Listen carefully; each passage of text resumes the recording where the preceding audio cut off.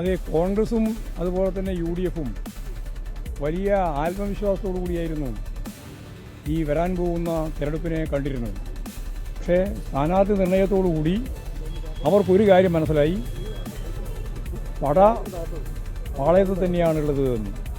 അപ്പോൾ കോൺഗ്രസിൻ്റെ വലിയ രീതിയിലുള്ള തകർച്ചയ്ക്ക് രൂപം നൽകിയിട്ടുള്ള ഒന്നായിരിക്കും ഇപ്രാവശ്യത്തെ സ്ഥാനാർത്ഥി നിർണയം എന്ന കാര്യത്തിൽ ഒരു സംശയമില്ല.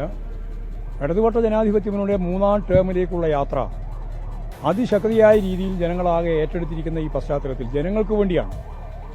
3-ാം ടേം എന്ന് പറയുന്നത് ഏതെങ്കിലും മുഖ്യമന്ത്രിക്കോ മന്ത്രിമാർക്കോ MLA-മാർക്കോ വേണ്ടിയല്ല, കേരളത്തിൻ്റെ ചരിത്രത്തിൽ ഏറ്റവും അനിവാര്യമായ ഒന്നാണ് 3-ാം ടേമിൽ ഇടതുപക്ഷ ജനാധിപത്യ മുന്നണി അധികാരത്തിൽ വരിക എന്നുള്ളത്. അതിൻ്റെ യാത്രയിൽ ഞങ്ങളെ സഹായിക്കുന്ന ഒരുപാട് ഘടകങ്ങളാണ് കേരള രാഷ്ട്രീയത്തിലും അതുപോലെ തന്നെ പൊതുവേ കേരളത്തിലാകെ നടന്നുകൊണ്ടിരിക്കുന്നത്. ഇടതുപക്ഷ ജനാധിപത്യ മുന്നണിക്ക് വലിയ രീതിയിലുള്ള മുന്നേറ്റം ഈ തെരഞ്ഞെടുപ്പ് പശ്ചാത്തലത്തിൽ സൃഷ്ടിക്കാനാവും എന്ന കാര്യത്തിൽ സംശയം. അതാണ്.